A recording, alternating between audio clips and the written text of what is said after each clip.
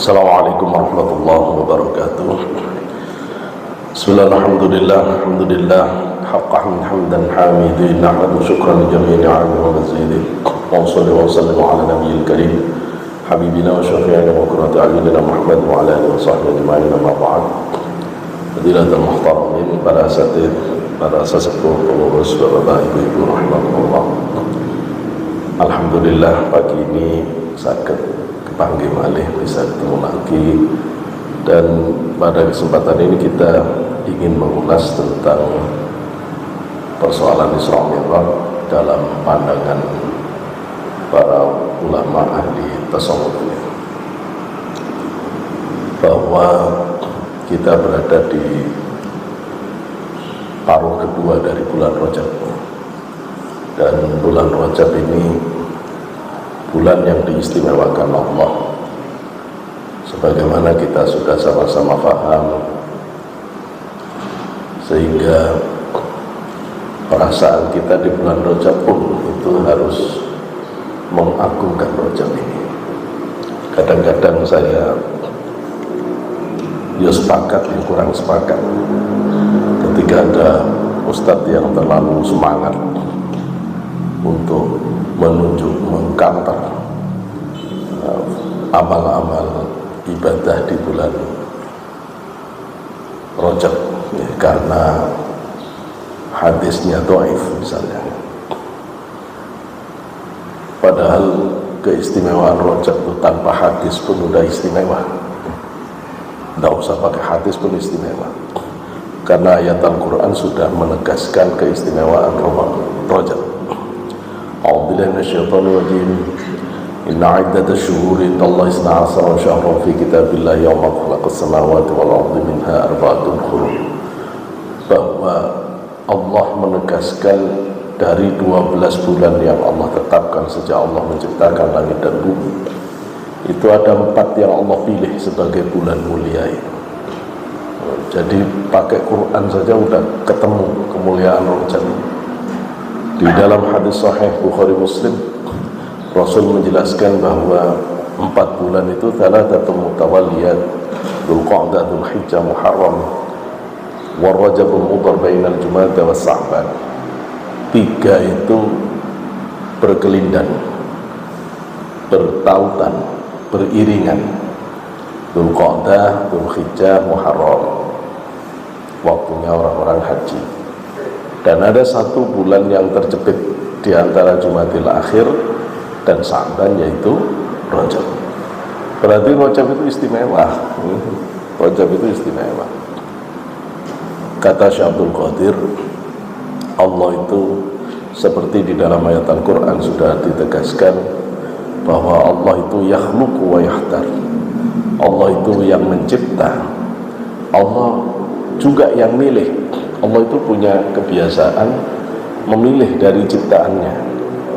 Allah pilih dari bumi ini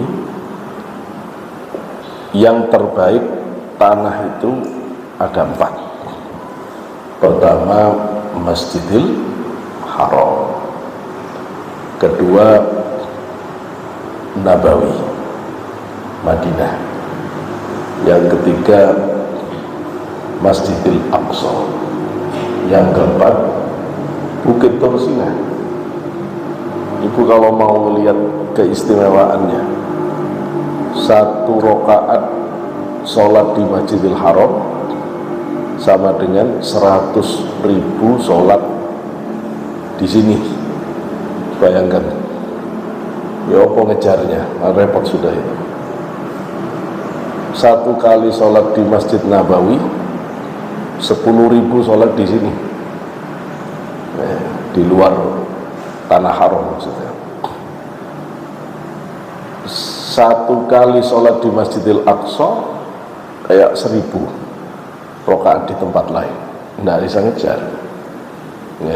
Bukit Tur Sinai juga termasuk istimewa, dan ini akan memainkan peran penting terus Bukit Tur Sinai sampai nanti Bukit Tur Sinai wakila akan menjadi tempat penyelamatan Nabiullah Isa dan Imam Mahdi dari kepungan Ya'juj Ma'juj. Dari sana nanti Nabi Isa doa dan diijabah. Allah milih dari seluruh malaikat 4: Jibril, Mikail, Israfil, Israil. Itu jenderalnya malaikat. Allah milih dari seluruh manusia 124.000 orang jadi nabi. Dari 124.000 dipilih 313 jadi rasul. Dari 313 yang teristimewa 25 nabi yang wajib diketahui. Dari 25 dipilih 5: Nabi Nuh, Nabi Ibrahim, Nabi Musa, Nabi Isa, Rasulullah Muhammad SAW. Yang terbaik Rasulullah. Dari seluruh perempuan di dunia ini 4 yang paling istimewa. Siapa saja? Sayyidah Khadijah, Sayyidah Fatimah, Sayyidah Asiyah, dan Maryam. Berarti sudah habis stoknya, Bu. Sama yang laki-laki juga habis. Jadi stok orang istimewa sudah nggak ada. Tapi nanti akhir zaman masih bisa dilihat Nabiullah Isa sebagai orang yang mulia. Jadi kan kepingin sampai zamannya Nabi Isa, betul. Ya, saat cukup umur yang manfaat saja. Zaman Nabi Isa itu ya berat. Kalau orang nggak kuat-kuat iman bahaya. Ada Dajjal, ada ini semuanya. Nah, Allah memilih dari hari-hari itu 4 yang istimewa. Bulan maksudnya 4 yang istimewa. Dzulqa'dah, Dzulhijjah, Muharram, dan Rajab. Jadi Rajab ini istimewa. Kalau orang nolak hadis tentang puasa Rajab, yang 1 hari fadilahnya ini 2 hari sampai 14 hari, maka jangan kemudian jadi tidak puasa. Gara-gara hadisnya dhaif terus jadi nggak puasa. Padahal para ulama ahli fikih dan ahli hadis itu sepakat memperkenankan bahwa untuk amal-amal yang menambah atau fadhailul amal itu diizinkan dengan menggunakan sandaran hadis dhaif. Boleh fadhailul amal dengan hadis dhaif itu boleh, ya. Boleh. Jadi kalau ada orang menyebut tidak boleh itu kurang baca itu. Ya, dibaca di Majmu' Fatawa ada, ya. Dan seandainya orang tidak mau itu, maka argumen Imam Ghazali tidak bisa dibantah. Ya sudah, puasa aja Senin Kamis, tengah bulan, awal bulan, akhir bulan. Puasa Senin Kamis mulia, puasa tengah bulan mulia, awal bulan, akhir bulan mulia. Bulan Rajab mulia, kita disuruh memperbanyak ibadah. Lah terus kalau puasa di bulan Rajab, ya itu kan puasa dari hukum dasarnya saja sudah sunnah. Ya, puasa mutlak kan sunnah. Maka kalau sunnah itu dilakukan di waktu mulia, ya mulia. Apalagi Senin Kamis di waktu Rajab, yaitu mulia ketemu mulia. Ya, tengah bulan ketemu Rajab, ya mulia ketemu mulia. Awal bulan, akhir bulan ketemu Rajab, itu mulia ketemu mulia.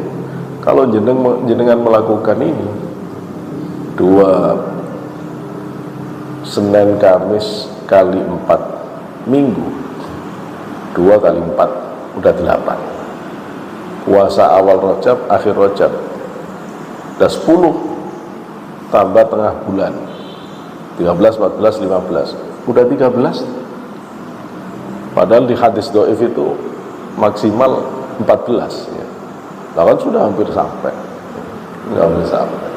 Artinya jangan sampai kemudian tidak menambah amal ibadah karena ada kritikan-kritikan.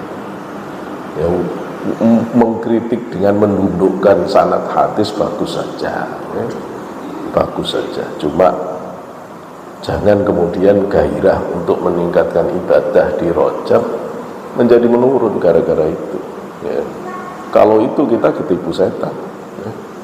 Tetap semangat ibadah, karena semua orang-orang yang sangat dekat dengan Allah sudah menyiapkan Ramadan itu dari sekarang. Mereka sudah siap Ramadan dari bulan Rajab, ya. Maka kalau orang khawas itu baru siap di bulan Sa'ban. Tapi kalau orang awam nunggu beduk, kalau beduk Ramadan dibunyikan baru siap besok puasa, kita baru begitu. Nah, di bulan Rajab ini ada peristiwa agung, yakni Isra Mi'raj. Di bulan Rajab ini Rasulullah dulu diperjalankan oleh Allah, ya, dari Masjidil Haram ke Masjidil Aqsa, kemudian sampai Sidratul Muntaha, sampai ke Mustawa. Di dalam surat Al-Isra yang sama-sama kita sudah hafal, Bismillahirrahmanirrahim. Subhanalladzi asra bi'abdihi lailan minal masjidil haram ilal masjidil aqsa alladzi barakna hawlahu linuriyahu min ayatina innahu huwas sami'ul basir. Kata Imam Ja'far Shadiq, ayat ini dimulai dengan kata subhana, karena Allah mau mensucikan bahwa peristiwa ini benar-benar Allah yang menghendaki, sehingga logika apapun itu tidak penting, karena kalau Allah sudah menghendaki itu selesai, itu selesai. Dan kalau kita coba banding-bandingkan bahwa perjalanan ke langit itu, ke Mi'raj itu bukan satu-satunya Rasulullah. Maka kalau ada orang menyangsikan, ya sanksikan juga dong Nabi Idris, karena Nabi Idris juga Mi'raj, cuma tidak mau pulang, ya. Nabi Idris itu bahasa Latinnya Hermes, ya, makanya merek tasnya perempuan Hermes mahal, ya, karena itu nama Nabi Idris. Kemudian Nabi Idris itu dianggap yang paling mampu memahami pesan Tuhan, sehingga kemudian ilmu memahami kitab suci bernama hermeneutika, ilmu memahami makna-makna. Nabi Isa juga naik ke langit, ya, Mi'raj. Cuma Nabi Isa ada di langit keberapa? Langit kedua. Kalau pas jenengan nanti lewat, ya, nggak tahu kapan bisa lewat langit kedua, ya. Itu ada Nabi Isa. Satu hari saya akan bahas tentang orang yang meninggal husnul khotimah. Dia akan melalui 20 alam, 20 level, dan itu pasti akan melewati langit 1, langit 2, langit sampai langit 7. Nah gitu deh, kalau orang husnul khotimah. Itu dijelaskan oleh Imam Ghazali, Imam Qurtubi menjelaskan. Jadi kan sudah siap lah mau mengadakan perjalanan pulang sebegitu jauhnya ini. Dan makanya taruhannya itu seberapa orang itu rindu Allah, maka sebegitulah dia akan mencapai ketinggian akhiratnya. Sebetapa orang itu tidak merindukan Allah, seberapa orang itu tergila-gila dengan dunia, maka sebegitulah nanti setelah mati dia tidak akan bisa lepas dari dunia ini. Ada yang cuma di kuburan, mulai mati dipendem ya di situ tok, tidak bisa kemana-mana kayak orang terpenjara.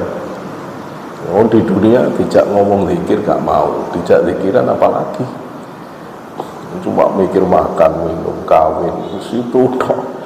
Itu akhirnya itu gambaran batin yang tidak bisa terbang ke Allah. Itu loh. Yang jenengan yang senang zikiran itu mudah-mudahan itu isyarat batin yang bisa terbang kalau sudah meninggal pulang ke hadirat Allah itu kenceng. Nanti satu hari saya clearkan persoalan ini ya, tapi sekarang saya mau bahas Isra Mi'raj. Dan Nabi Idris itu ada di langit ketiga. Langit ketiga. Nabi Adam ada di langit ke-1. Walaupun kalau kita baca hadis itu tidak selalu, urutan itu tidak selalu persis ya. Ada ya perbedaan riwayat. Nabi Yusuf ada di langit ke-4, Nabi Harun ada di langit ke-5 ya. Nabi Musa di langit ke-6, Nabi Ibrahim di langit 7.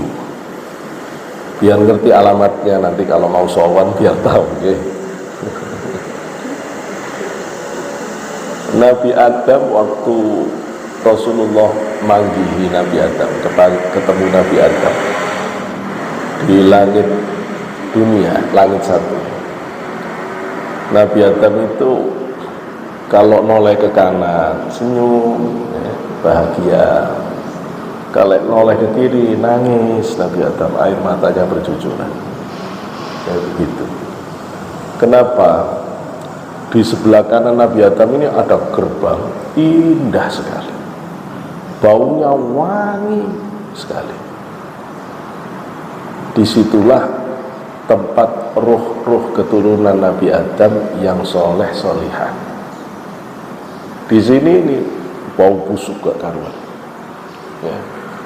Ini keturunan, ini pintu tembusannya keturunan Nabi Adam yang jelek-jelek itu ya. Allahumma ja'alna min ahli jannah wa auladina wa dzurriyyatina wa jama'atina wa muridina wa la taj'alna min ahli nar. Semoga kita semua, anak cucu keturunan kita, seluruh jamaah dijadikan Allah ahli surga dan dijauhkan dari ahli neraka. Yang menarik di dalam persoalan Isra Mi'raj ini, saya tidak mengartikan ayat tadi karena Bapak Ibu udah paham banget nih.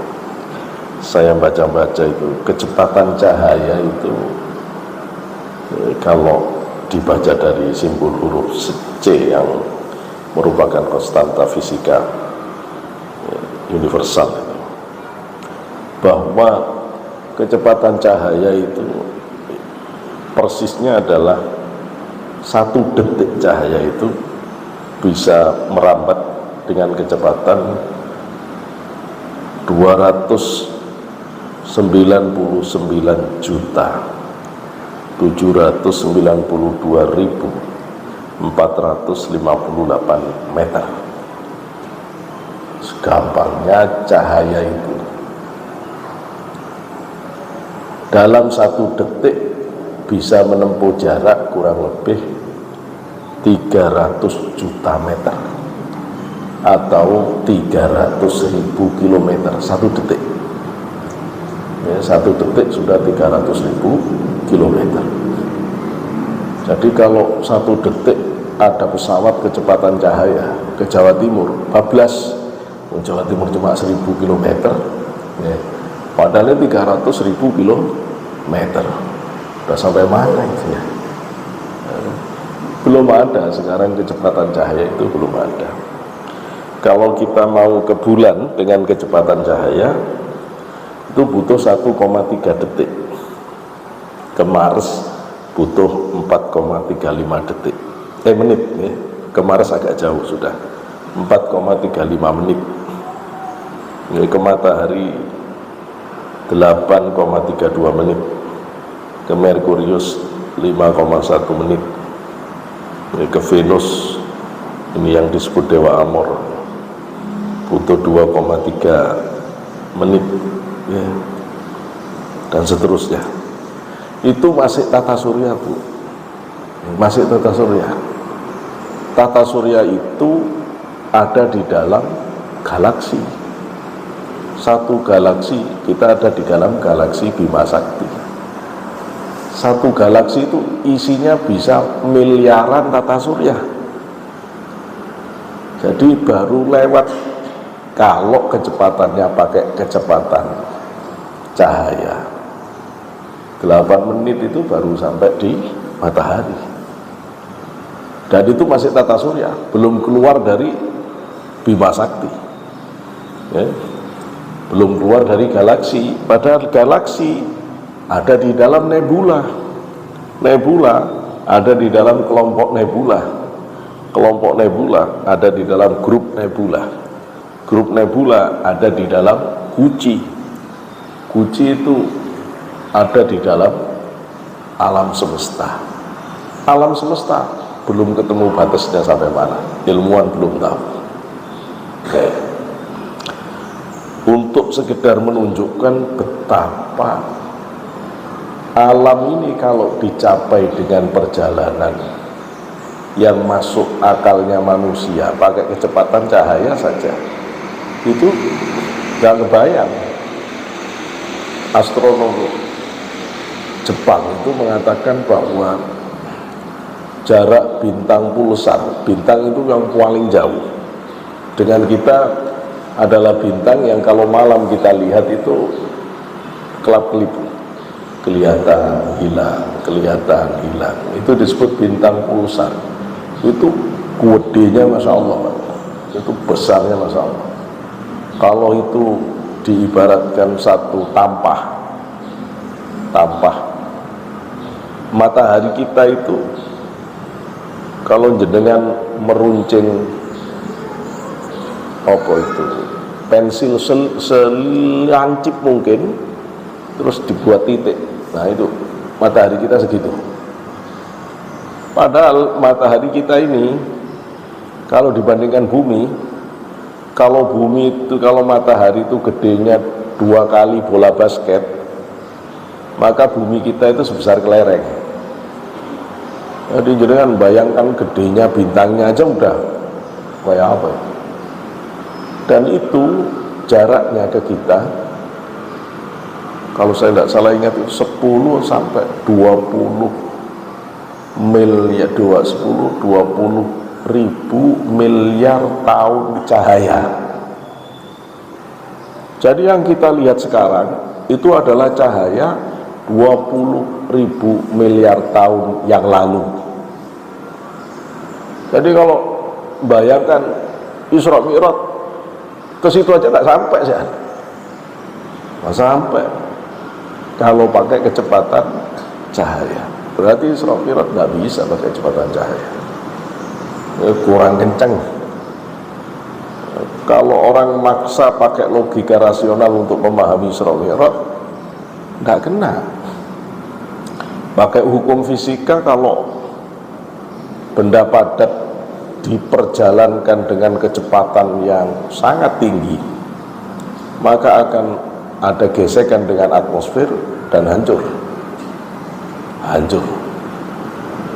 Karena itu orang Mu'tazilah yang rasionalis tidak percaya Rasulullah Isra Mi'raj dengan fisik itu, tidak percaya, karena bingung gimana menerimanya itu ya, gimana menerimanya, tidak masuk di akal. Ya, yang salah itu karena kita menakar kejadian Isra Mi'raj dengan logika rasional. Tidak bisa begitu. Maka pakai nalar sufi, nalar tasawuf. Bagaimana kalau pakai nalar tasawuf? Kalau pakai nalar tasawuf, alam ini bertingkat-tingkat. Paling kasar alam mulki wa syahadah, alam fisik. Kalau mata batin jenengan dibuka, maka akan ada alam yang lebih halus, namanya alam jin, alam setan. Kalau dibuka lagi, ada yang lebih lembut, lebih halus lagi, alam malaikat, alam ruh.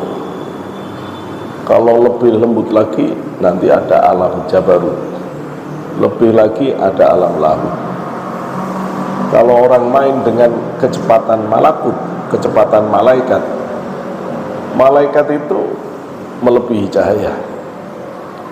Jadi malaikat itu bet-bet selesai.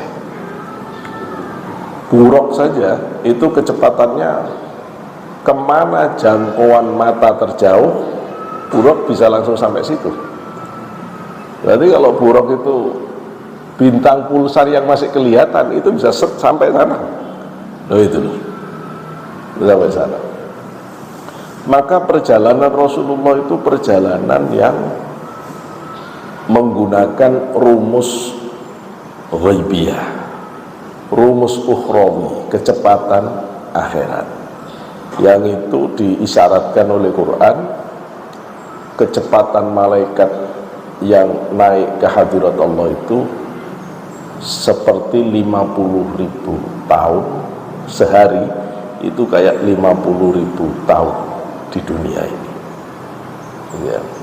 Kalau waktu akhirat itu ka'alfisanatin mimma ta'uddu, seperti 1000 tahun di dunia. Itu berarti itu berarti 2 detik kalau pakai hitungan 50.000 tahun, atau 3 menit ya,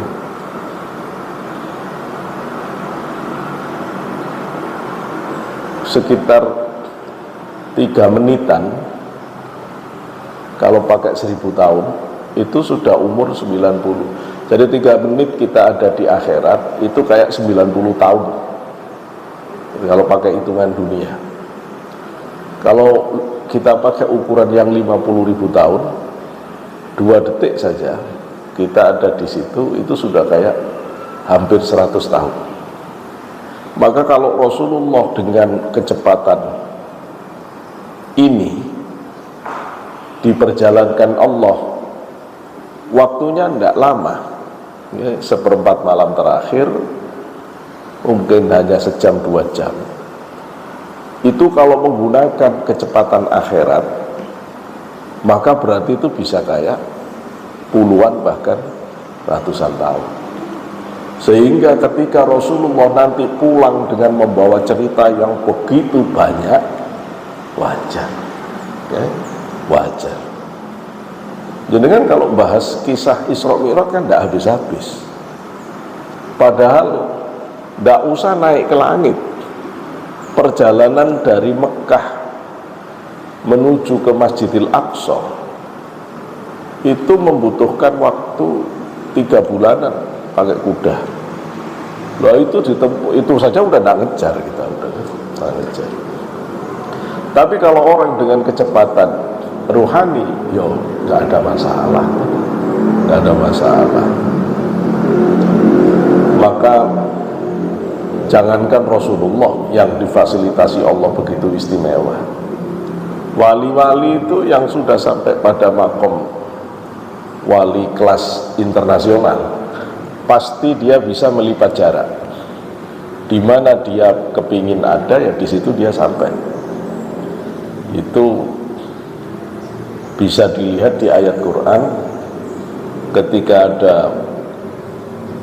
ketika Nabi Sulaiman dilapori burung hudhud, ada raja perempuan, ratu perempuan ya makmur negaranya tapi tidak nyembah Allah.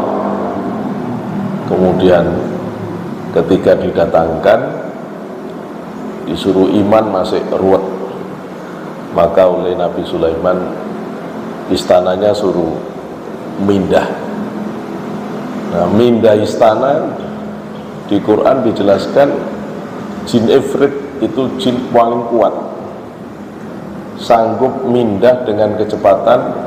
Kalau Nabi Sulaiman duduk di kursi berdiri, sebelum duduk lagi barang datang. Bayangkan itu. sampai hari ini belum ada delivery order yang bisa melayani pindah rumah dengan kecepatan itu. Mau pakai apa? Nggak ada, ya. Nggak ada.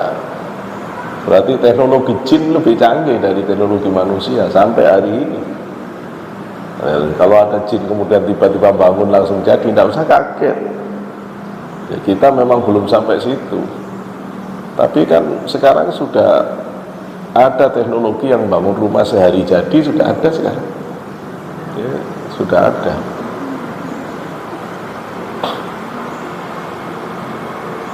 Tapi ada orang yang termasuk hamba Allah yang soleh, di Quran itu dijelaskan, dia menawarkan ke Nabi Sulaiman bisa membawa istana Ratu Balqis qabla ayyartadda tarfuk. Kalau mata ini pejem, sebelum buka barang datang. Kalau ini buka, sebelum bulu mata ini ketemu, kalau dipejamkan, sebelum ketemu barangnya datang. Pak bisa bayangkan kecepatannya kayak apa? Jenengan kalau ingin tahu kecepatan ilmu wali dengan ilmu dukun, yaitu di ilmu wali itu ilmu yang jadi kalau misalnya sama-sama nyerang, ya tidak bisa. Ya. Kecepatannya ilmu setan masih duduk, berdiri, duduk. Ilmu wali itu kejap mata sampai, makanya wali menang waktu numbali tanah Jawa, bersihkan dari pengaruh-pengaruh yang tidak benar, menang ya, karena itu. Nah, dari sisi kecepatan kita sudah bisa paham dengan menggunakan logika sofistik ini, sehingga pantas kalau Rasulullah dikehendaki Allah dengan kecepatan ukhrawinya, maka menggunakan hukum-hukum ghaibiyah, sehingga Rasul kemudian mendapatkan fasilitas dan pengalaman yang begitu melimpah. Yang menarik lagi sebenarnya begini, dulu ada nabi yang kepingin melihat Allah, Nabi Musa, Nabi Musa, surat Al-A'raf. A'udzubillahi minasyaitonir rajim. Walamma jaa Musa limiqatina wa kallamahu rabbuhu qala rabbi arini anzur ilaika qala lan tarani walakin anzur ilal jabali fa in istaqarra makanahu fasawfa tarani falamma tajalla rabbuhu lil jabali ja'alahu dakkan wa kharra Musa sa'iqa falamma afaqa qala subhanaka tubtu ilaika wa ana awwalul mu'minin. Walamma jaa, dan pada saat Nabi Musa telah datang limiqatina, kepada tempat yang sudah ditetapkan oleh Allah di Bukit Tursina, wa kallamahu rabbuhu, maka Tuhannya Musa, Allah, mengajak Nabi Musa berdialog. Terus Gusti Allah ngajak ngomong Nabi Musa itu pakai bahasa apa? Pakai bahasa ruhani, tanpa kata, tanpa huruf, tanpa suara. Nah gitu, tiba-tiba langsung nembus batin, faham gitu. Soalnya kalau ada suaranya pasti makhluk, soalnya kalau ada hurufnya pasti makhluk. Nah gitu ya, bila sautin wala harfin, tidak ada suara, tidak ada rupa. Apa bisa tidak ada suara, tidak ada rupa itu masuk, difahami? Bisa. Suami istri sering tanpa bahasa, tanpa suara, tanpa rupa, kedap-kedap aja udah paham, gitu loh ya. Jadi itu ada bahasa ruhani, itu ada ya. Kemudian Nabi Musa bertanya kepada Allah, Rabbi arini anzur ilaika, wahai Tuhanku, nampaklah di mataku, aku ingin lihat kamu. Allah terus memberitahu Nabi Musa, qala lan tarani, Allah berfirman, kamu selamanya tidak akan bisa melihat aku dengan mata kepala, karena Allah menggunakan kata taro, ro'a yaro taro, kamu tidak akan bisa melihat aku, artinya melihat dengan mata kepala. Kemudian Allah memberitahu, kalau begitu kamu perhatikan saja Bukit Tursinah. Allah mau menampakkan nurnya. Pada saat Allah menampakkan nurnya, maka Bukit Tursinah hancur. Nabi Musa tersungkur pingsan. Tersungkur pingsan. Siapa yang kepingin ketemu Allah? Allah kepingin ketemu Nabi Musa atau Nabi Musa kepingin ketemu Allah? Nabi Musa. Di mana Nabi Musa ditemui Allah? Di langit atau di bumi? Di bumi, di Bukit Tursinah.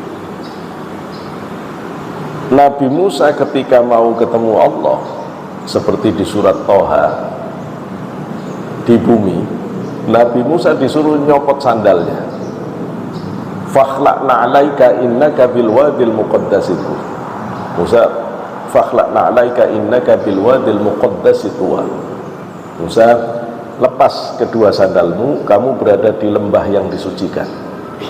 Di bumi suruh nyopot sandal.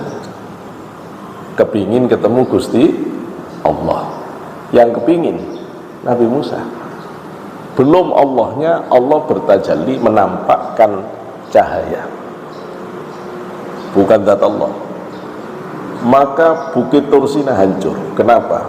Nur Allah itu sangat suci, tidak akan sanggup ditampung oleh dunia. Hancur. Begitu bukitnya hancur, Nabi Musa aja pingsan. Nabi Musa aja pingsan. Sekarang kita lihat Rasulullah mau ketemu Gusti Allah. Siapa yang kepingin ketemu? Allah kepingin ketemu Rasulullah atau Rasulullah yang kepingin Allah? Allah yang kepingin ketemu Rasulullah, bukan Rasulullah. Di mana Allah ngajak ketemu Rasulullah? Di bumi atau di langit? Nah, cuma di langit, di atasnya langit. Sidratul Muntaha terus, Ars masih terus, ayo. Ars masih terus.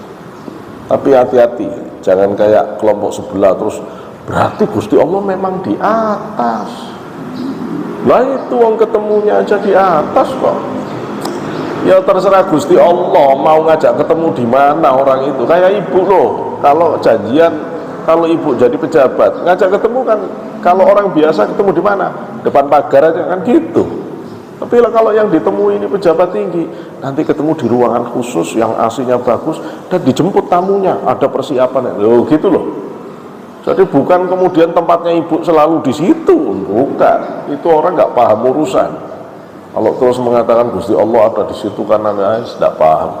Kalau begitu kenapa kamu tidak nyembah Bukit Tursinah saja? Gusti Allah ngajak ketemu di situ. Tidak gitu cara memahaminya. Ya. Allah menempatkan orang itu sesuai dengan ketinggian makomnya. Maka Rasulullah tidak di situ tempatnya, dispesialkan di tempat yang sangat spesial. Dijemput oleh malaikat Jibril, Mikail. Ya, kemudian Rasulullah disucikan. Rasulullah sudah suci, dipenuhkan ilmunya, dipenuhkan hikmahnya. Bu, kalau pengantin putri mau dipertemukan pengantin putra atau sebaliknya, dibiarkan begitu atau disempurnakan? Oh, dicantik-cantikkan, disempurnakan. Okay. Itu karena akan ada pertemuan yang sangat spesial. Tidak pantas lah kalau ngadep orang istimewa itu dengan keadaan seada-adanya. Tidak bisa. Rasulullah disempurnakan dulu. Disempurnakan dulu. Memang kalau kita baca di kitab, nanti jenengan akan ketemu pembahasan waktu Rasulullah itu disempurnakan batinnya dengan diberi ilmu hikmah yang sempurna, sehingga tidak ada orang yang punya kesempurnaan seperti Rasulullah. Dipenuhkan sifat kasih sayangnya. Tapi saat itu ada sisa hadus syaitan, ada bagian setan kalau diterjemahkan gampangnya. Itu yang tidak dibersihkan, dibiarkan di situ. Oh berarti Rasulullah masih punya bagian setan sih, sampai harus paham. Itu maksudnya begini, kalau sampai ini diambil, maka Rasulullah tidak akan punya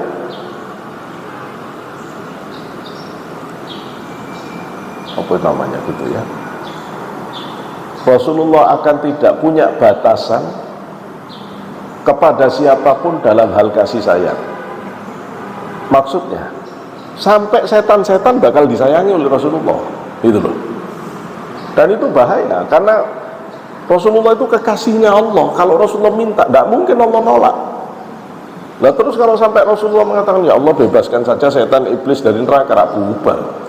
Nah nanti orang-orang yang sudah digodai setan kan juga kecewa, aku ini gini gara-gara setan loh, setan bebas nih, nggak bisa gitu ya. Maka Allah tetap menyisakan itu, sehingga tidak mungkin setan iblis dapat rahmatnya Rasulullah, tidak mungkin. Kasih sayang Rasulullah tidak mungkin, karena hadus syaitan masih tetap ada. Nah itu yang jarang-jarang orang paham di situ. Maka kemudian Rasulullah diperjalankan, ya. Sekarang buruk. Nanti ke situ lagi. Rasulullah ditemui di tempat yang sangat spesial, ya, yang tidak ada orang pernah sampai ke situ, bahkan belum pernah ada satu makhluk pun yang pernah berada di tempat itu kecuali Rasulullah. Itu betapa spesialnya, ya. Kemudian kalau Nabi Musa mau ketemu Gusti Allah di bumi, disuruh nyopot sandal, Rasulullah mi'raj sampai ke atas Sidratul Muntaha, ke Arsy, ke Mustawa, tetap pakai sandal. Coba bayangin, rumah jenengan suci, bersih, ada karpet mahal, setiap tamu pasti copot sandal. Apalagi yang tamunya itu masih adik kelasnya ibu, masuk punten ya, sandalnya dicopot gitu. Tapi begitu yang datang itu menteri yang membidangi karirnya ibu, datang ke rumah ibu, suruh nyopot sandal. Mau disuruh nyopot sandal? Nggak akan. Justru kalau sampai dicopot sandal, nggak terima ibu. Pakai, pokok dipakai, nggak apa-apa. Padahal ini karpet mahal. Nggak apa-apa. Kenapa? Ya karena saking tingginya makom. Rasulullah mi'raj, oleh Allah nggak disuruh lepas, tetap pakai sandal. Sampai pulang tetap pakai sandal. Sehingga apa yang menempel di tubuh Rasulullah itu barokah, karena pernah ketemu Allah.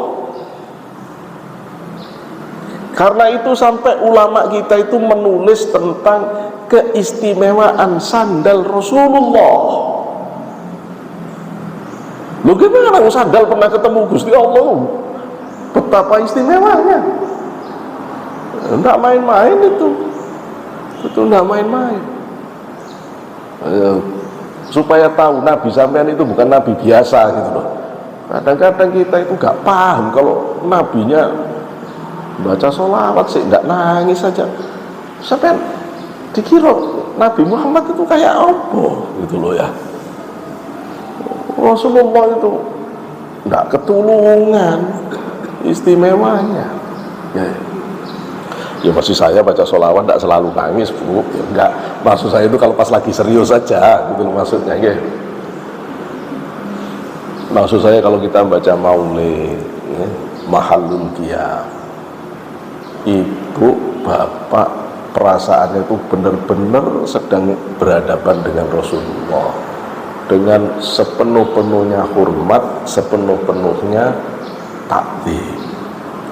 Karena kita tidak sedang berhadapan dengan orang yang biasa. Gusti Allah saja menghormati kok. Gusti Allah hormat, masa kita tidak hormat? Terus gimana? Mau apa kita? Terus ada yang ngomong bid'ah. Aduh, cek ruwetnya. Orang sampai mana, dia baru sampai mana. gitu loh. Orang sampai mana dia baru belajar apa? Ya Allah. Terus lihat Nabi Musa belum kepanggil Gusti Allah, belum ketemu Gusti Allah, baru lihat nurnya Allah di bumi, pingsan. Padahal Nabi Musa ini Nabi paling kuat, mukul orang Mesir sekali mati. Kalau tinju apa enggak kelas berat itu loh ya. Tapi Rasulullah sudah dari Mekah ke Masjidil Aqsa, nembus langit 7 sampai Sidratul Muntaha, balik kepanggil Gusti Allah, balik seger, ngantuk saja ndak, apalagi pingsan. Saya bisa bayangkan kayak apa kuatnya batin Rasulullah. Waduh, ndak kebayang Pak, ndak kebayang. Ini benar-benar orang sangat istimewa, sangat istimewa. Dan Rasulullah itu dipuji-puji oleh Allah. Kenapa dipuji? Karena Rasulullah itu pandai menyimpan segala rahasia dan tidak pernah kelebihan dalam bicara. Kita kan sering ember gitu loh ya, padahal ya enggak seberapa cantik. Kalau ngomong, waduh widodari kalah gitu ya, ini dasar ember ya. Padahal begitu kita tahu, halah wong ini dok gitu ya, walau cerita kayaknya kayak apa, begitu kita tahu gini aja ya, kita kebanyakan embernya. Rasul itu dipuji oleh Allah ketika sudah sampai di sana itu, di surat apa ini, An-Najm ya, An-Najm 1 sampai 18, nanti dibaca lengkap ya.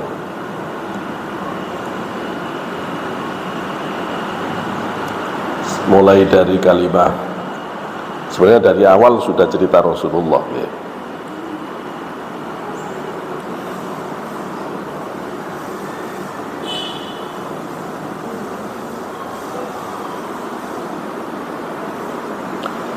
A'udzu billahi minasyaitonir rajim. Fa auha ila abdihi ma auha ma kadzdzaba al-fuadu ma ra'a afatumarunahu ala ma yara wa laqad ra'ahu nazlatan ukhra inda sidratil muntaha indaha jannatul ma'wa idh yaghsha sidrata ma yaghsha ma zaghal basar wa ma tagha laqad ra'ahu min ayatihil kubra. Ya, ini ayat tentang Mi'raj yang sangat indah ya. Ketika Allah mengajak dialog Rasulullah ya. Dan pada saat semakin dekat dengan Allah, walaupun kalau kita baca di tafsir itu dekat ke Jibril. Kalau dekat ke Jibril dari awal udah sama Jibril gitu loh ya, kok baru di sana. Fa'auha ila abdihi ma auha, itu tidak bisa kalau tidak Allah, karena yang memberi wahyu pasti Allah. Allah mewahyukan kepada Rasulullah apa-apa yang memang Allah kehendaki untuk diwahyukan. Terus apa? Ma kadzdzabal fuadu ma ra'a, mata hati, fuad, tidak akan pernah ingkar terhadap apa yang dilihatnya. Allah mau memberitahu kita bahwa Rasulullah di dalam Mi'rajnya ya, kepanggil Gusti Allah tapi pakai mata hati ya, tetap bil hijab, tetap ada hijab. Karena itu hadis riwayat dari Abdullah bin Abbas menyatakan bahwa Rasulullah yang menceritakan bahwa Rasulullah ketemu Allah. Walaupun di hadis riwayat Sayyidah Aisyah, siapa yang mengatakan Rasulullah ketemu Allah Mi'raj sudah kafir orang. Gitu ya. Maka sampai sekarang ini ada dua pendapat di umat Islam. Ada yang mengatakan Mi'raj itu Rasul tidak ketemu Gusti Allah, berarti dia pengikut hadis Sayyidah Aisyah. Tapi mayoritas ulama mengatakan itu sudah dinasah, sudah kalah, sudah ketutup dengan hadisnya Abdullah bin Abbas. Kenapa? Karena Abdullah bin Abbas mengatakan memang Rasulullah nggak cerita ke kamu, Aisyah, tapi Rasulullah cerita ke kita waktu di emperan Masjid Nabawi bahwa beliau itu ketemu Gusti Allah. Saya kira ini sudah menyelesaikan perdebatan itu sendiri. Tapi ketemu Gusti Allah itu bila sautin wala harfin bila kaifah, tanpa suara, tanpa rupa, tanpa bagaimana, gitu loh. Dan tetap bil hijab, bil hijab. Terus kalau tidak ketemu Gusti Allah, terus cerita yang mendapatkan kewajiban 50 kali sholat, balik lagi, terus siapa? Repot, ya, repot. Apalagi kalau kita pegang riwayat yang menjelaskan sebab wurudnya doa at-tahiyat, kan jelas ya. Begitu Rasulullah berhadapan dengan Gusti Allah, langsung mengucapkan salam hormat, at-tahiyatul mubarakatus sholawatut thayyibatu lillah. At-tahiyat segala penghormatan, al-mubarakah segala kebajikan, segala keberkahan, as-sholawat segala penghargaan, at-thayyibat segala kebaikan, itu lillah, hanya milikmu ya Allah. Itu ucapan Rasulullah ketika ngadep Gusti Allah. Dijawab oleh Allah, assalamu alayka ayyuhan nabi wa rahmatullahi wa barakatuh. Keselamatan tercurah kepadamu wahai Nabi, rahmat Allah juga tercurah, dan keberkahan dari Allah juga tercurah. Diterima oleh Rasulullah, assalamu alayna wa ala ibadillahi sholihin. Semoga keselamatan itu tercurah kepada kami dan seluruh hamba Allah yang soleh. Itu Rasul itu nabinya seluruh manusia. Kalau yang jadi nabi sotik atau bapak atau ibu, tidak begitu doanya. Begitu dapat penghargaan, terus gimana? Semoga keselamatan tercurah kepadaku, bapakku, ibuku, anakku, istriku, semua disebut. Keluarganya dulu, nanti orang lain itu nanti. Rasul tidak begitu. Kalau Rasul begitu dipecat, dipecat oleh Allah. Rasul kok dulukan keluarga, bubar urusan, bubar urusan.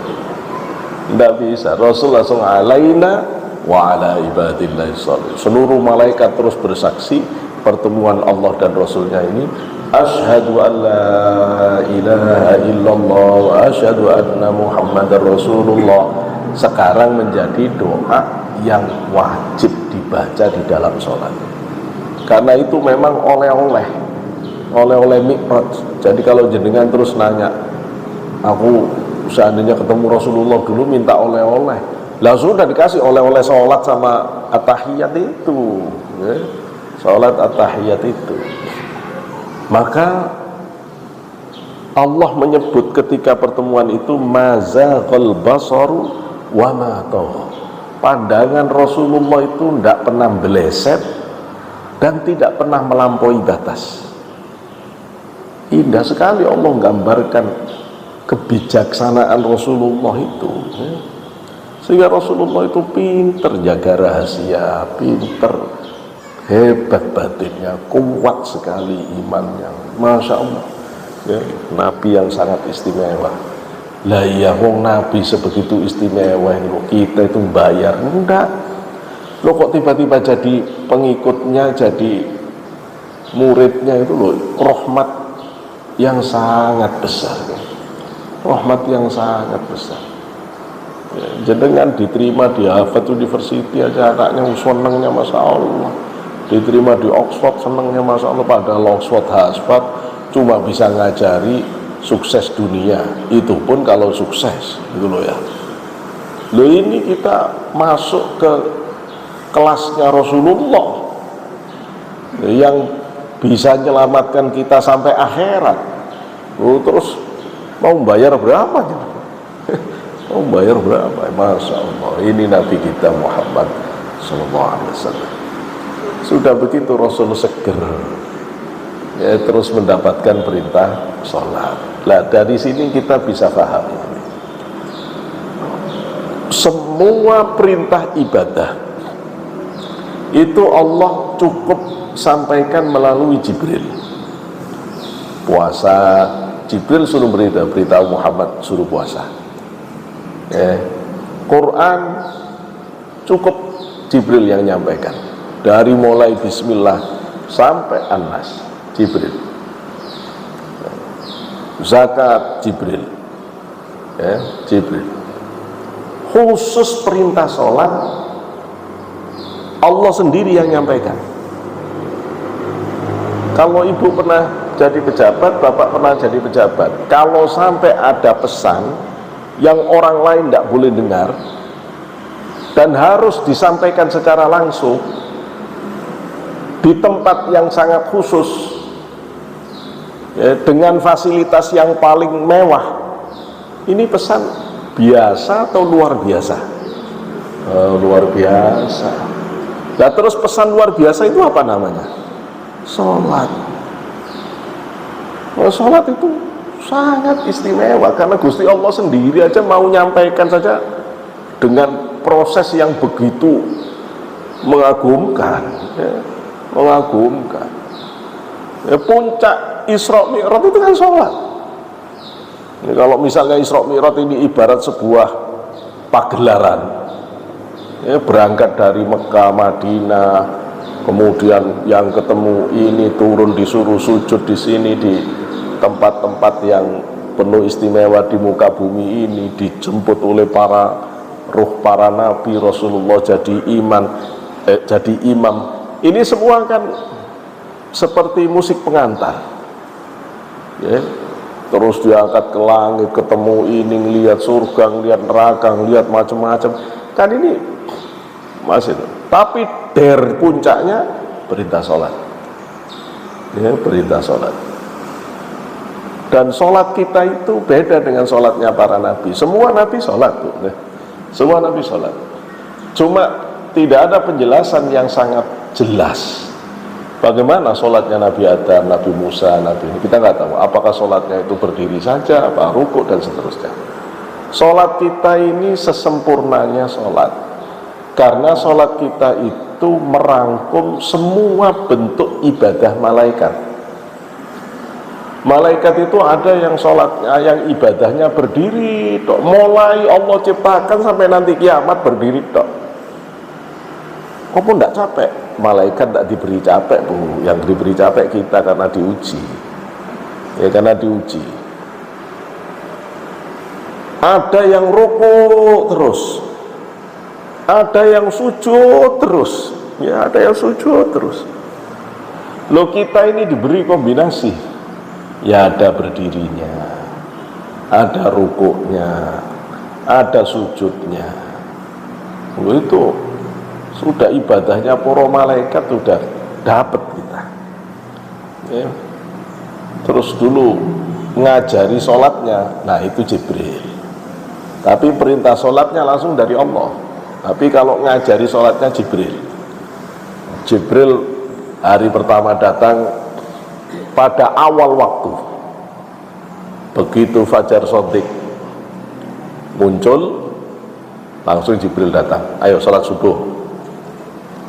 Begitu matahari pas di tengah, geser sedikit, ayo sholat zuhur. Begitu matahari bayangannya 2 kali panjang benda aslinya, lebih dikit, ayo sholat asar. Begitu matahari tenggelam, kelihatan mulai ada mega, sholat maghrib. Begitu mega hilang, sholat isya. Besoknya Rasul sudah siap awal waktu, sampai matahari mau terbit Jibril baru datang, ya, matahari hampir saja terbit, ayo sholat subuh, ya. sampai matahari hampir sepanjang bayangan 2 kali benda aslinya, sholat duhur. Sampai mau matahari tenggelam, ayo sholat asar. Sampai mega merah hampir hilang, ayo maghrib. Sampai menjelang subuh, ayo isya. Setelah itu Jibril mengatakan, ini waktu sholatmu, ini waktu sholatmu. Cuma orang banyak tidak paham, dikiranya sholat itu kalau sudah adzan wajib sudah, ya sudah apa-apa bagus, daripada nanti ngerti waktu malah tambah teledor. Nanti kalau kita belajar fikih, waktu ini dikategori oleh ulama, ya. Ada waktu utama yang disebut waktu khiyar, ya, waktu khiyar atau waktu afdol, dan ada waktu makruh. Waktu makruh, makruh dibagi dua, ada yang makruh tanzih, ada yang makruh tahrim. Yes. Saya tidak mau jelaskan semua, nanti teledor sholatnya soalnya, ya. Yes, biar sholatnya jaga di awal waktu. Gampangnya saya kasih contoh, misalnya asar. Nah, kalau tahu jelaskan waktu lain. Asar, selama matahari itu warnanya masih putih cahayanya, masih afdol. Jam berapapun, pokoknya mataharinya masih putih aja, masih afdol itu. Tapi kalau sudah mulai menguning, nah itu makruh. Makruh. Tapi kalau sudah memerah, nah itu kan sudah hampir tenggelam kalau sudah memerah. Nah, itu makruh yang mepet haram. Kira-kira 10 menit sebelum matahari tenggelam, itu makruh tahrim. Ya. Kalau orang sholat di waktu itu, ya sih tetap sah. Namanya tetap di waktu sholat masih. Dia tidak ninggalkan waktu, tetap masih waktunya sholat. Waktu itu masih waktu asar. Cuma itu hukumnya sudah mepet haram, mepet haram gitu loh ya. Sehingga kalau bukan karena udzur syar'i, jangan sholat di waktu-waktu 10 menit sebelum waktunya habis, karena itu makruh tahrim, ya. Tapi kalau ada udzur syar'i, ya gak apa-apa. Misalnya pakaian najis, bawa mobil macet, gitu ya, hujan deras, mau kemana bingung. Begitu sampai rumah segera ganti baju sholat, dapat 1 rakaat, berdiri rakaat kedua, adzan, Allahu Akbar, Allahu Akbar, sah. Tetap namanya sholat pada waktu itu. Karena faman adroka rakaatan faqad adrokat. Siapa yang masih bisa dapat 1 rakaat di waktunya, masih kena waktu. Tapi hati-hati loh Bu, jangan ngandalkan sholat begini ini, karena hitung-hitungan waktu yang Ibu terima di berbagai media itu biasanya sudah ditambah 2-5 menit, sehingga khawatirnya itu udah bleset gitu loh ya. Makanya kalau kita puasa, tidak bisa kita terlalu kaku pakai aturan. Kan yang penting kan waktunya masih ada, ini kurang 1 menit, nanti kalau sudah pas waktunya saya baru puasa. Nah, jangan gitu, karena itu bisa jadi udah ditambah 2-5 menit. Karena itu supaya kita ndak sudah lewat waktu, puasa itu dimulai 5 menit sebelumnya. 5 menit sebelumnya. Kalau 5 menit sebelumnya dikasih tambahan persiapannya 5 menit sebelum 5 menit sebelumnya. 5 menit sebelumnya itu jatuhnya jadi 10 menit sebelum waktu asli. Maka itulah imsak, ya. Maka dikasih imsak supaya kita hati-hati. Imsak belum waktunya puasa, betul. Tapi kalau jenengan teledor, kan hasilnya puasa itu mulai subuh. Ya benar, yang benar itu mulai munculnya fajar sotik. Tapi kan jenengan tidak lihat fajar sotik, kan berdasarkan hitungan saja. Nah, hitungan itu kan bisa meleset meskipun sepersekian detik gitu loh ya. Karena itu bagusnya tetap ikut imsak selesai. supaya tidak kecolongan. Karena kalau sudah waktunya puasa ternyata kita masih makan-makan, loh ya apa? Ya batal itu, capek kasihan ya. Saya balik ke persoalan Isra Mi'raj ini, maka kita mendapatkan hadiah puasa, sholat yang sangat istimewa dari Rasulullah, yang harus kita jaga. Yang kata Rasulullah, ini nanti yang pertama kali akan dihisab. Kalau sholatnya baik, maka semua amalnya diterima oleh Allah. Kalau sholatnya tidak baik, ya semua jadi masalah. Ya, nanti kalau sholatnya tidak sempurna, akan ditutup dengan kesunahan-kesunahan yang lain, ibadah sunnahnya dan lain-lain ya. Maka sholat harus kita jaga sebaik mungkin, baik dari zahirnya maupun batinnya. Dan sholat itu, puncak-puncaknya orang sholat itu adalah saat batin benar-benar bisa merasakan seolah-olah berhadapan langsung dengan Allah. Kalau tidak bisa begitu, maka batin yakin sedang diperhatikan oleh Allah. Nah, itu yang disebut dengan ihsan. Maka Isra Mi'raj itu Rasul kepanggih Gusti Allah, sedangkan sholat itu membimbing orang untuk batinnya terus naik, bisa merasakan pertemuan dengan Allah. Jadi Mi'raj hasilnya, Mi'rajnya Rasulullah hasilnya adalah Mi'rajnya batin kita di dalam sholat itu.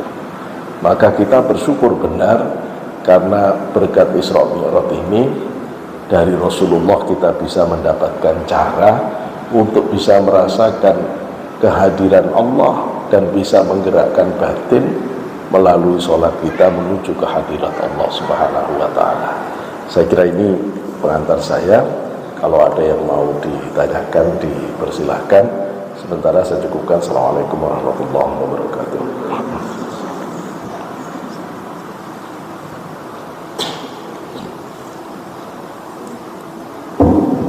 Terima kasih banyak atas penyampaian materinya. Selanjutnya kami buka sesi tanya jawab. Yang mau bertanya kami persilakan.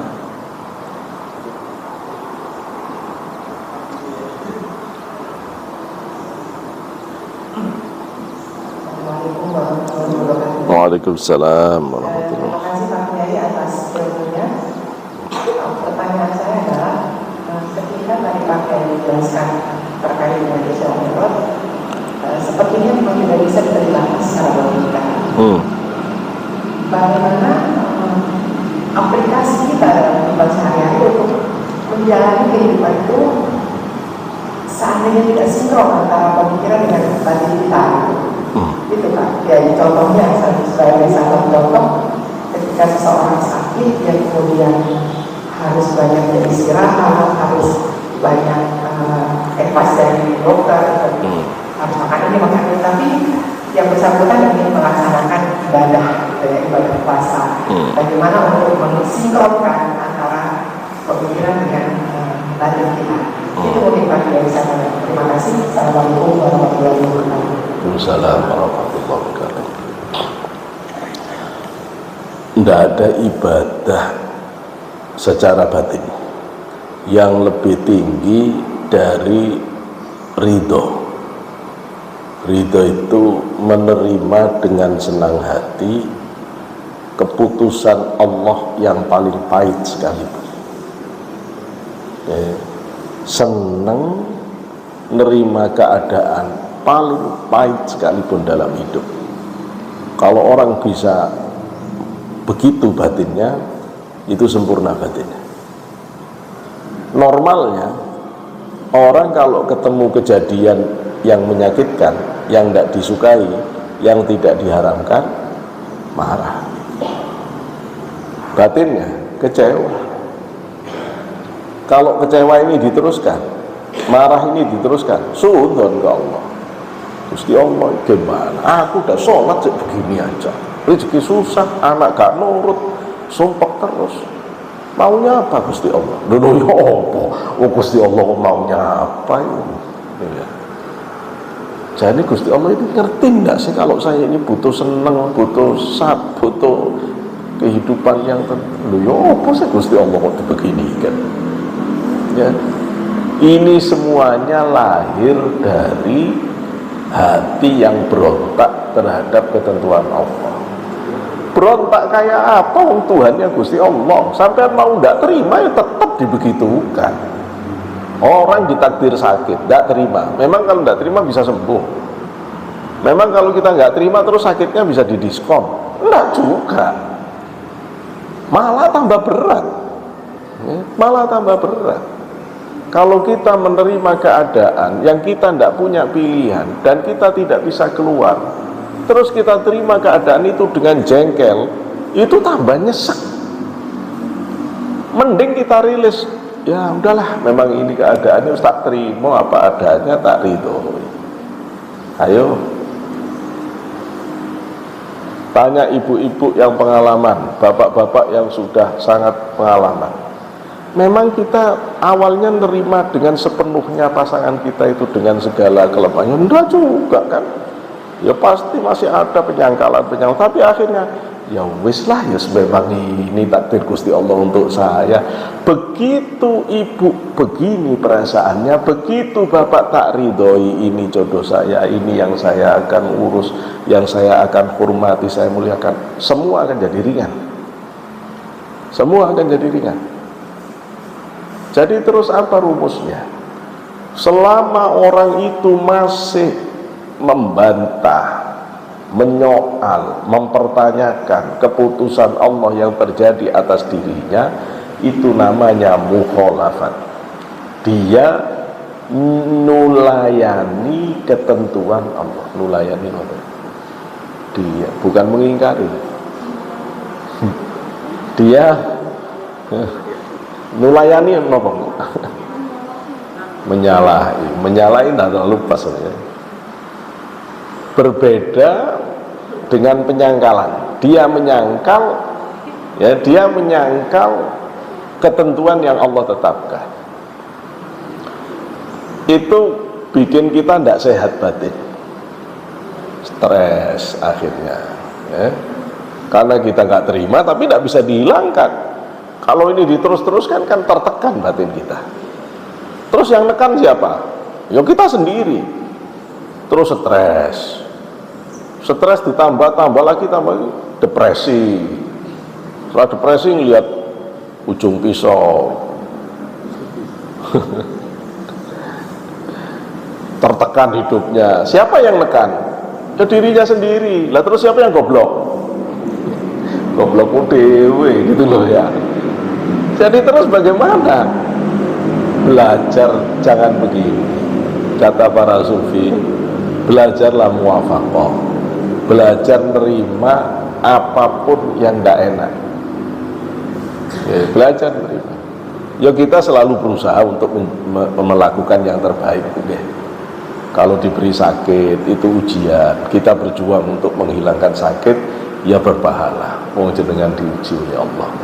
Diberi nasib susah, berjuang untuk mencari rezeki sampai bisa keluar dari keadaan itu supaya keluarga jadi bisa ibadah benar, itu ya termasuk pahala. Ya, saya tidak bahas perjuangannya, itu wajib ya, karena kita masih di makom asbab. Tapi yang saya pentingkan adalah batin nerima dulu ya. Pokoknya kalau kita berhadapan dengan keadaan yang kita kepingin, kita tidak begitu, tapi mau Allah tetap ngasih begini, ya wis terima, tapi terus kan kita jadi tidak progresif. Kalau begitu ya tetap progresif, terima selesaikan, terima selesaikan, terima cari solusi gitu. Tapi batin nerima dulu, itu nanti membuat kita menjadi ternetralisir oleh kenegatifan yang ada, sehingga kita bisa mencari solusi yang lebih tenang dan lebih bagus, gitu loh ya. Jadi memang menghadapi masalah itu harusnya kita jangan larut dalam masalahnya. supaya kita tetap bisa menyelesaikan dengan objektif. Tapi kalau kita ngadepi masalah, kita larut dalam masalahnya, ya udah tambah butak semua, akhirnya buntu semua, nggak ketemu solusinya. Loh, itu loh Bu rahasianya. Wa may yattaqillaha yaj'al lahu makhrajan wa yarzuqhu min haitsu la yahtasib. Siapa yang bertakwa kepada Allah, itu ketemu terus jalan keluar itu. Kenapa? Karena dia tidak terpengaruh. Sehingga kalau dia dihadapkan dengan persoalan yang paling rumit sekalipun, dia tetap diberi oleh Allah laduninya, diberi oleh Allah ide-ide untuk menyelesaikan. Ini begini loh, ini begini, ini begini loh. Itu masalah rumit itu nggak penting, asal ibu tahu cara menyelesaikan. Waktu bapak ibu sekolah, masalah sulit itu masalah atau bukan? Kalau bapak bisa menyelesaikan, kan tidak masalah. Semakin soal itu dianggap sulit oleh teman-teman, tapi bapak ibu bisa menyelesaikan, semakin membanggakan. Semakin membanggakan. Hidup juga begitu. Semakin sulit persoalan yang kita hadapi, tapi jenengan bisa tenang, bisa menyelesaikan dengan baik, itu Bu pahalanya membanggakan di akhirat. Jadi kalau bapak punya istri cerewetnya Masya Allah, rumpetnya Masya Allah, bapak tenang, sabar.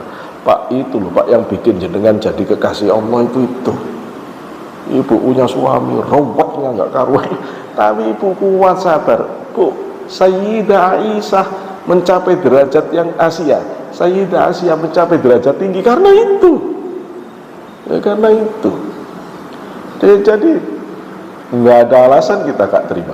Tapi saya sebenarnya bukan gak terima karena sakitnya Pak, saya kepingin sholat. Ya itu namanya kita nentang Gusti Allah. Gusti Allah kepingin ibu sakit, ibu kepingin sholat. Ibu nurut Gusti Allah atau nurut ibu? Lah tapi kan bagusan sholat, menurut siapa? Ya menurut saya. Lah makanya menurut Allah bagusan sakit, kalau bagusan sholat pasti disembuhkan gitu loh. Kalau saya berarti itu pas waktunya 10 Ramadan terakhir malah head, itu kan jengkelin banget. Orang sudah semangat mau nyari Lailatul Qadar, kita modial gitu kan. Enggak begitu caranya. Allah mau memuliakan ibu dengan keadaan seperti itu, terima saja. Loh tapi aku kan tidak bisa sholat, ya ganti sholawat. Menerima ketentuan Allah itu istimewa. Ya. Sakit kepingin ibadah itu keren ya. Daripada sakit terus bersyukur alhamdulillah ada alasan aku gak ke masjid, ya tahu bener kan gitu kan. Ya tetap orang rindu ibadah pasti ya. Tapi kata Sayyidina Abbas, Abdullah ibnu Abbas, beliau mengatakan begini,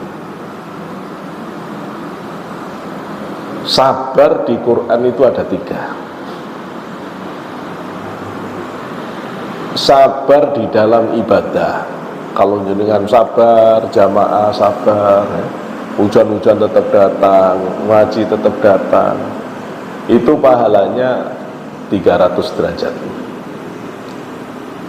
Kemudian, tapi ada yang lebih tinggi dari ini. Apa itu? Sabar ngadepi maksiat, sabar ngadepi keburukan. Punya anak, gak nurutnya Masya Allah, diajak sholat ngelawan, ini ngelawan, sabar tetep Bu, sabar tetep Pak. Dibanding sholat dengan ngadepi ini berat mana? Berat ini ya, berat ini.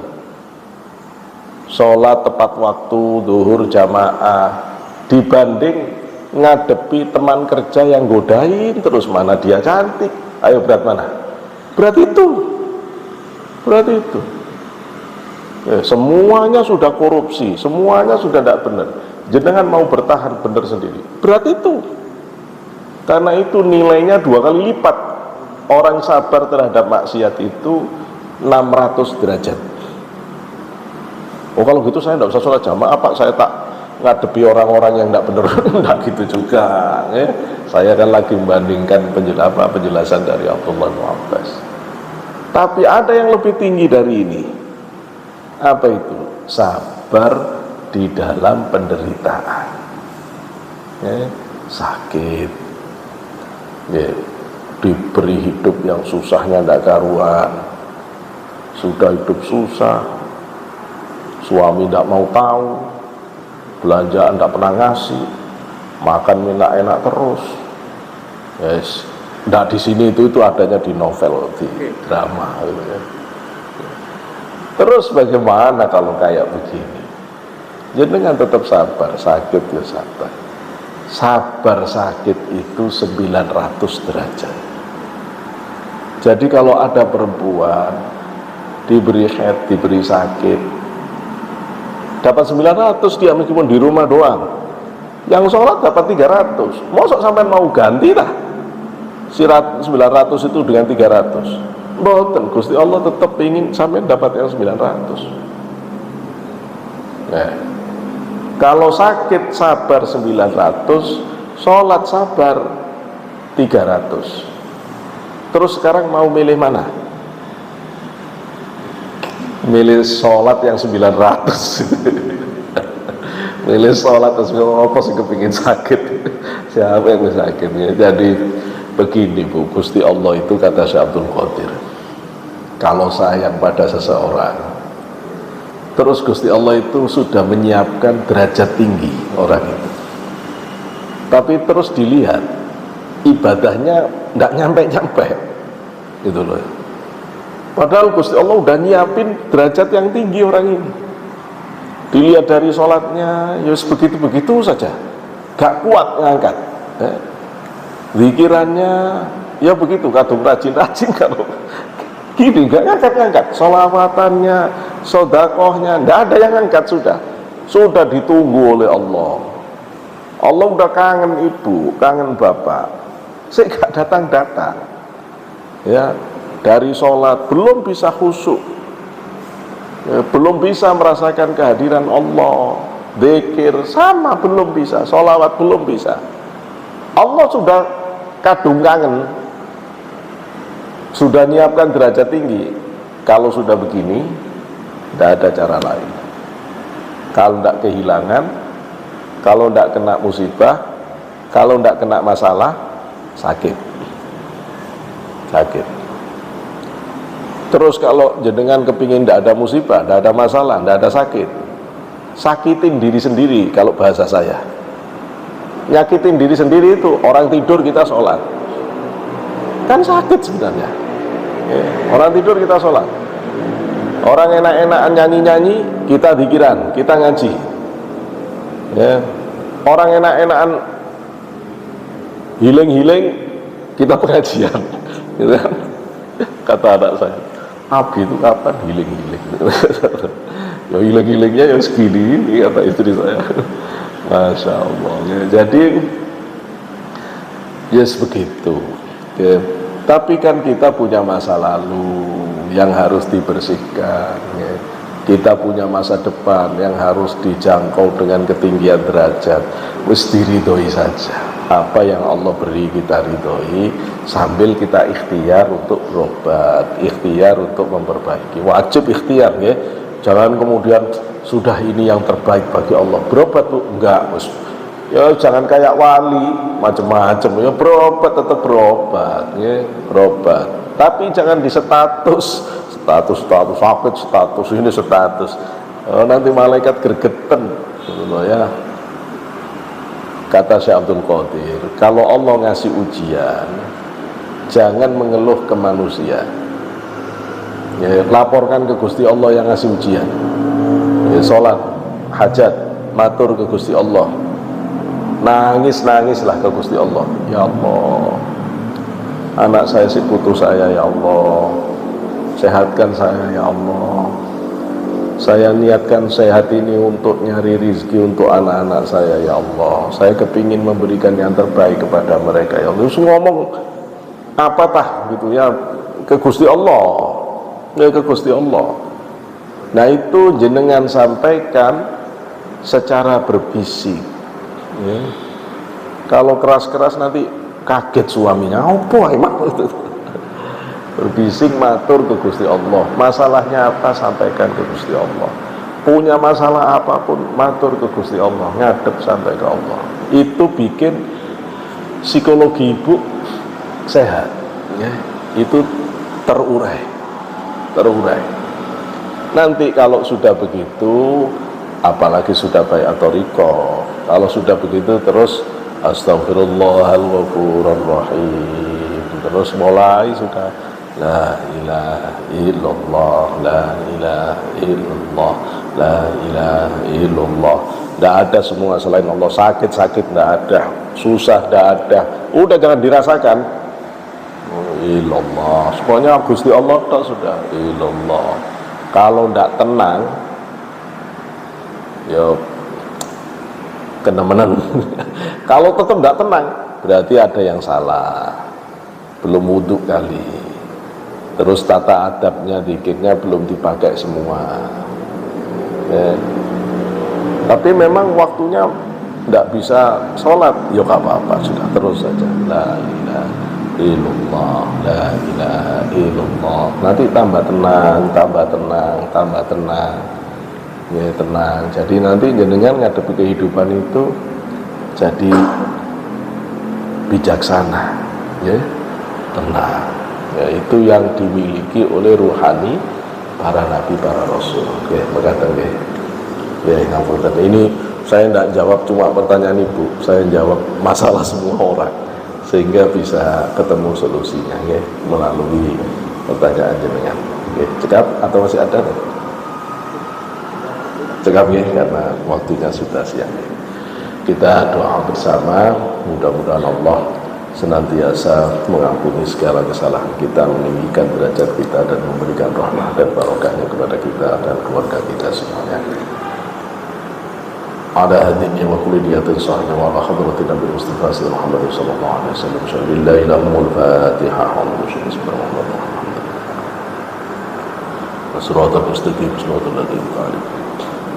الحمد لله وفي نعمتك وفي المزيد ربنا لك الحمد كما ينبغي لجلالك الكريم وعظيم سلطانك. اللهم صل على سيدنا محمد وعلى سيدنا محمد. الحمد لله رب العالمين. اللهم انفعنا بما علمتنا وعلمنا ما ينفعنا واجعلنا من المخلصين وزدنا علما نافعا وعملا تقبل ورزقا حلالا طيبا مباركا، رزقا حلالا طيبا مباركا. وصحح أجسادنا سلمنا يا الله من كل بلاء ومصيبة وسوء القضاء والأمراض والأسقام. اللهم إنا نسألك العفو والعافية والمعافاة الدائمة في الدين والدنيا والآخرة. اللهم بارك لنا في رجب وشعبان وبلغنا رمضان. اللهم بارك لنا في رجب وشعبان وبلغنا رمضان. اللهم بارك لنا في رجب وشعبان وبلغنا رمضان. ربنا آتنا في الدنيا حسنة وفي الآخرة حسنة وقنا عذاب النار. سبحان ربك رب العزة عما يصفون وسلام على المرسلين والحمد لله رب العالمين. وآخرا بالله التوفيق والهداية والرضا والعناية وعفو منكم. السلام عليكم ورحمة الله وبركاته.